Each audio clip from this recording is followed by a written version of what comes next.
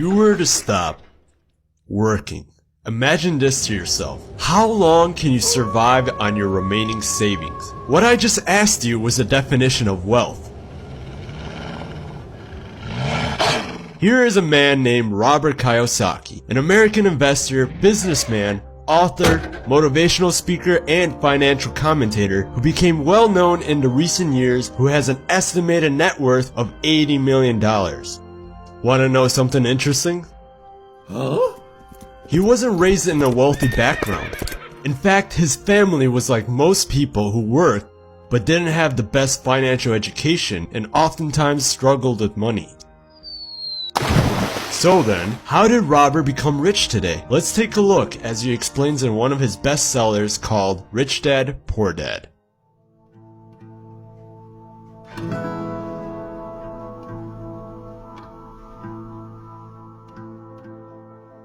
Robert Kiyosaki was born in Hilo, Hawaii in April 1947. In 1957, at age 9 years old, little Robert was attending the same public school where the rich people sent their children, for his town had lots of doctors, business owners, and bankers. Robert saw that the rich kids would separate themselves from him, for his family wasn't able to afford the newest collections of toys and bikes like them. So, one day, Robert asked his father, who had a PhD and completed multiple universities with excellent degrees, "Dad, can you tell me how to get rich?" Unfortunately, his dad didn't know the right answer because he wasn't rich himself, so he responded with, "Well, use your head, son. Stay in school, get good grades, so you can find a safe and secure job." His real dad is what he'll be referred as Poor Dad. He wasn't poor during this time. In fact, he was making lots of money.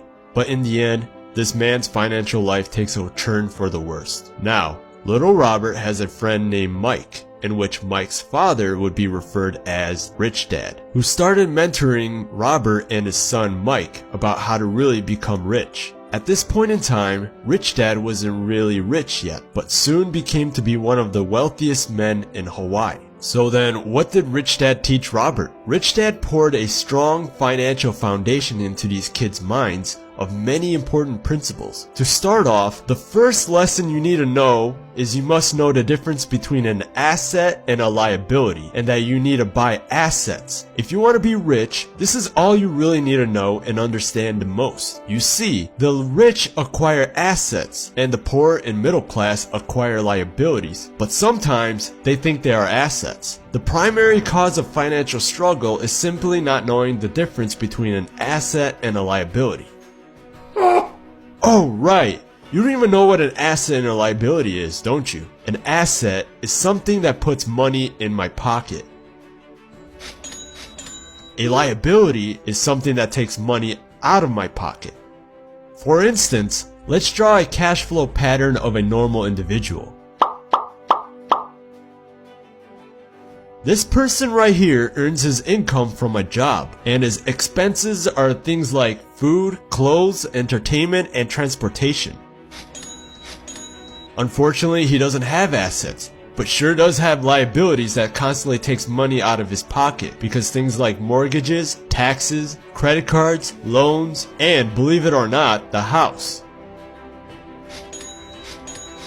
Now let's take a look how the cash flow pattern really works for the rich. Instead of looking to earn more money from their normal job as the only source of income, they buy and own assets that brings money into their pockets as a form of passive income. Passive income is something that earns money that doesn't require you to trade your time for it. So in other words, you would be earning money even as you're sleeping. Examples of assets are businesses that doesn't require your presence, stocks, bonds, mutual funds, income generating real estate, royalties, notes, and anything else that has value that produces income. As mentioned before, Poor Dad was making quite a lot of money from his job, but his expenses seemed to always keep up with his income, never allowing him to invest in assets.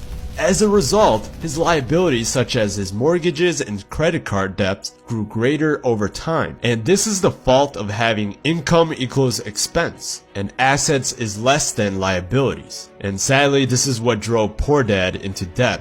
even after he passed away. On the other hand, Rich Dad's personal financial statement reflects the result of a life dedicated to investing and minimizing liabilities. So he has income that is greater than expense because of assets is greater than liabilities. This is practically why the rich are getting richer.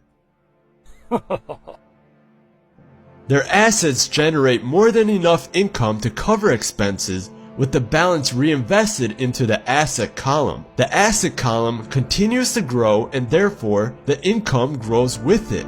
You see, both dads worked hard, but they have opposing attitudes and thoughts. One dad recommended study hard so you can find a good company to work for. The other recommended study hard so you can find a good job to buy. One dad said, the reason I'm not rich is because I have kids. The other said, the reason I must be rich is because I have you kids. One said, when it comes to money, play it safe and don't take risk. The other said, learn to manage your risk. One said, I can't afford that. The other said, how can I afford that? Although both men had tremendous respect for education and learning, they disagreed in what they thought was important to learn. Robert learned from Rich Dad that the truth about the general population, their lives are run forever by two emotions, fear and greed, that keeps them stuck in a pattern of get up, go to work, pay bills, get up, go to work, and pay bills.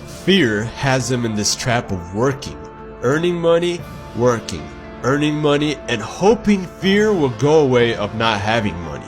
Instead of confronting the fear, they react emotionally instead of using their heads. The other emotion, which is desire, some call it greed, is a second reason why people also work for money. They desire money for the joy that they think it could buy. But the joy that the money brings is often short-lived and soon needs more money for more joy, more pleasure, more comfort, and more security. You see, that same fear and desire is what makes a lot of people be so fanatical about going to school for a better chance of a high-paying job.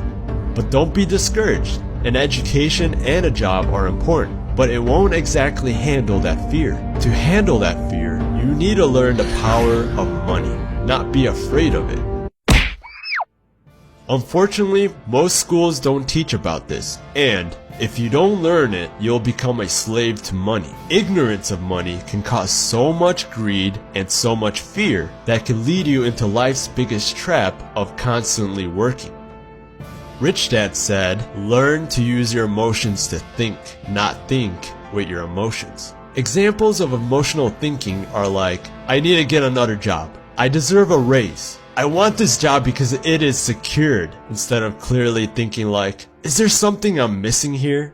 This is our reality. For most people, your profession is your income. The rich, your assets is your income. Apply these lessons to your life, for if I were to ask you about the definition of your wealth, if you would stop working today, how long can you survive? You might laugh at me and say, I no longer work for money. Money works for me.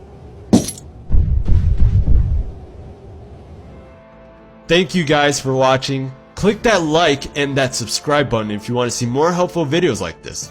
I'll see you guys later.